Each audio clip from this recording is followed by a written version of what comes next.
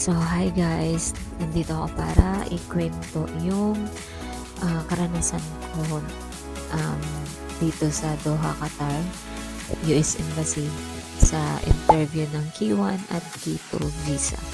So, ako at saka yung anak ko. So, 2 years ago, yung asawa ko, nag-apply ng visa namin, which is K1 and K2 visa. So, um, sobrang tawag nito, ang tagal namin inantay. So, nung October, nag-email sa akin na may schedule na ako for interview. So, sobrang saya namin. As in, sobrang saya. Wala kami mapaglagyan. Kasi sobrang tagal namin inantay yun. At saka yung anak ko, dahil nga naano namin siya, nadala namin dito siya sa Qatar. So, dito rin siya nag-interview. Kaming dalawa, sabay. So, kasi nung October doon ako sa Pinas. So, pagbalik ko dito, yung asawa ko, todo, ng mga documents, lahat ng documents na kailangan. Yung iba kahit hindi kailangan, pero inano niya, just for in case na tanungin kami or hanapan kami ng ganong documents like property or tawag nito ano pa ba yun? Basta sobrang dami, as in 3 folder yung dinala namin. Sobrang kapal. Tapos yung isang folder is proof of relationship ng namin yun. Sobrang kapal. Tapos, so yun, study ako lahat, mga question. Buti nga binigyan kami ng mga samples na possible questions na itatanong sa interview. Inanoan kami ng lawyer namin. Binigyan. So, yun yung pinagstudyhan ko. Sobrang alam mo yung ako parang ako, baka hindi ako makapasa, ganun. So, sabi ko na, sige, ikaw na, Lord, ikaw na bahala sa akin kung para sa akin o hindi. Yun. So, after nun, interview ko na, dapat maaga kami doon. So, dahil 8 a.m. mag-o-open yung US Embassy, tapos 8 din yung schedule ko. So, sakto lang naman. Tapos, pagdating namin, pagpasok namin, wala namang, konti lang naman. Konti. Mga lang ata kami. Hindi siya abot ng 10. Sobrang lang. So, sabi na ako, ang konti lang. So, baka madali lang to. Ay, sandali lang to. So, pero gyatay. Inaabot kami ng 2 hours. Nakaantay. Tapos, pinakahuli pa ako. Tapos, yung sinundan ko, yung parang, ano ba yun? Nakakatakot naman sa window na to. Kasi yung sa window 4 ba yun? Tawag ito, ang lakas ng boses ng babae na nag-interview. So, parang, my God, kinakabahan na ako. Kasi baka, yung parang, alam mo yung stricta. Tapos, so, sabi ko nga, sa asawa ko, kinakabahan ako, baka hindi ako makapasa. Mag-ano ka lang, calm down lang daw ako. Be confident. Sige.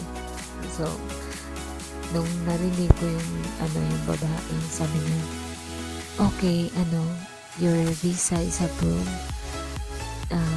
Kulang yun ha, kulang ng papilis yun ha. So, yun yung nakapagpalakas ng loob sa akin. Sabi ko, approve nga siya eh. Na kulang-kulang yung papers niya. O, kami pa kaya. So, yun na. Yun yung, nakapagpalakas ng loob sa akin. So, ngayon, turn ko na. So, na kami. Pero yung kamay ko sobrang lamig, as in. Sobrang kabado ako nun. So, buti lang yung asawa ko. Ka lang, be confident.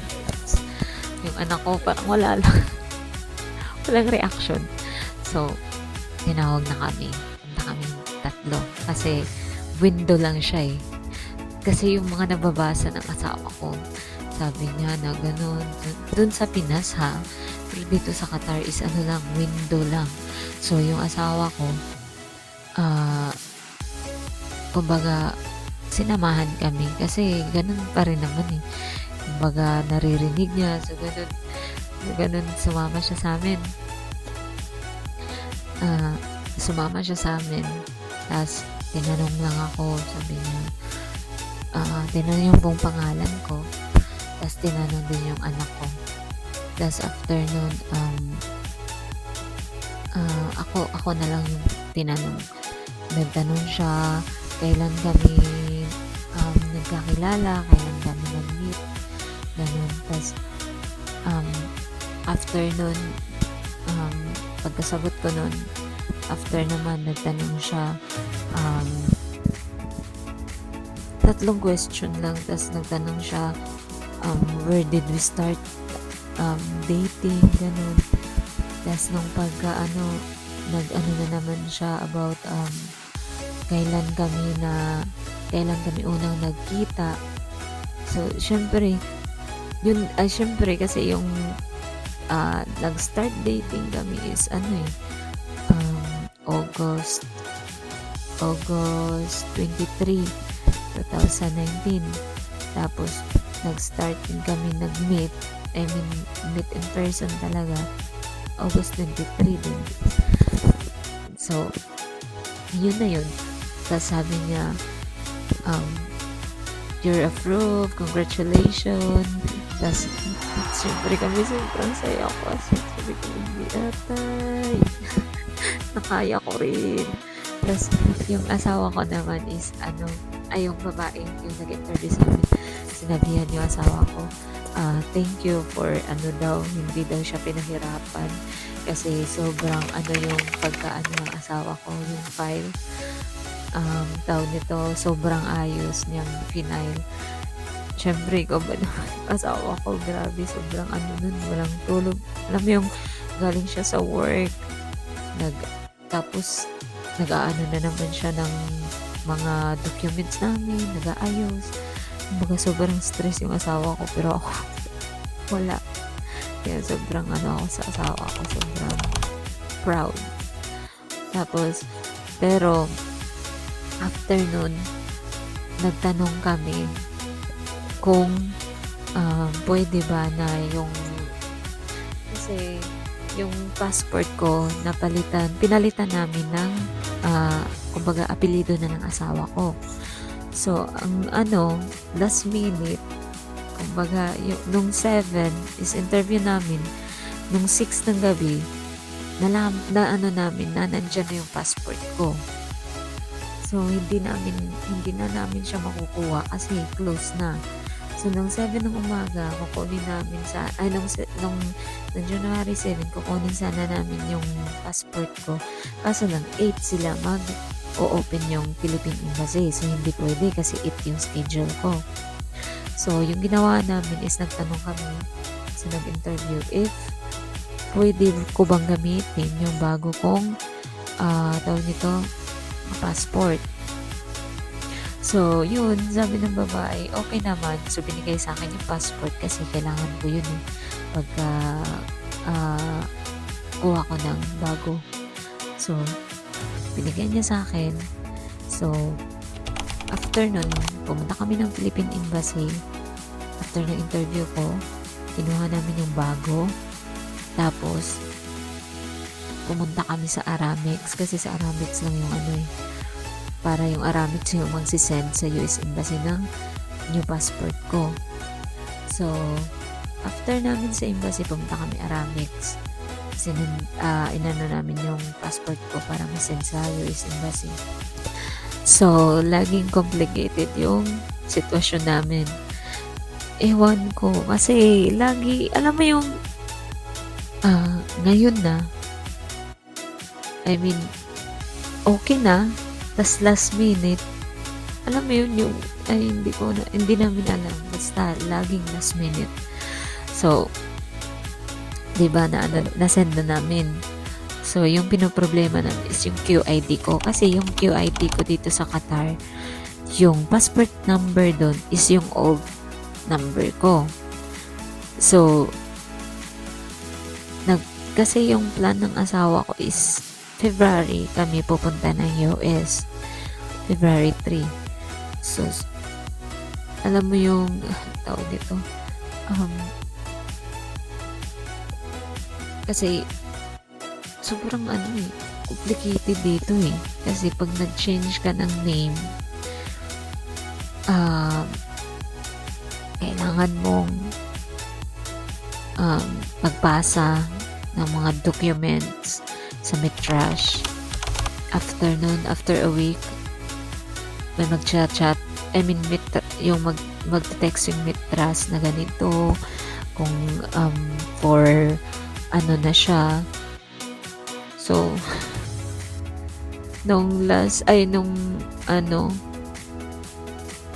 kailan ba namin nilakad yun? So, pagka 9 ng January, pumunta kami sa tawag ito, Ministry of Qatar, I think.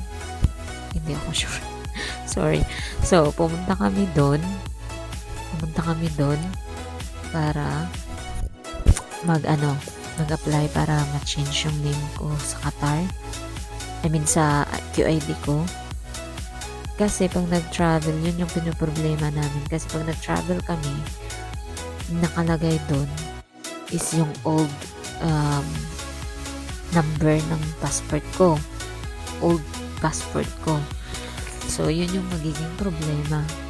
Kaya, kailangan namin papalitan yung QID ko. Which is, hindi pa naman siya expired. Pero, kumbaga, para iwas sa problema. So, hanggang sa nakatanggap ako ng message sa Mitrash ko. So, chinek ko agad yung Mitrash ko. Kung ano yung status. So, nung nakita ko, nung chinek ko, yung hindi na siya reviewed. Yung nakalagay doon is for execute. Execute. For execute. So, pinakita ko sa asawa ko.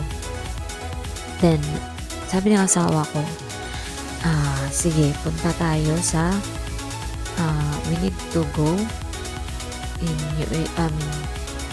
Ministry of Qatar para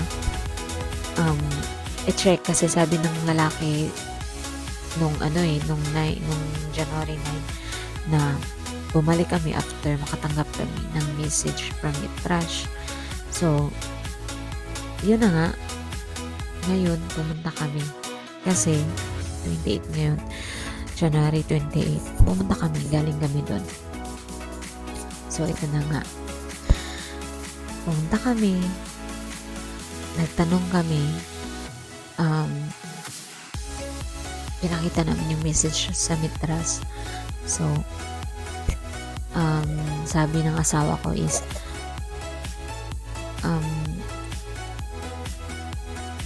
nagtanong siya kung ano yung magiging status, ano yung gagawin namin next. So sabi, kasi alam namin na dapat ilagay sa newspaper. So, pero nagtanong lang yung asawa ko for confirmation. So sabi ng lalaki, sabi niya, tapos sabi ng lalaki, nagtanong siya, Janet Bola ba daw ako, ganun. Tinignan niya yung QID ko. Tapos, nagtanong ulit yung asawa ko. Sabi niya,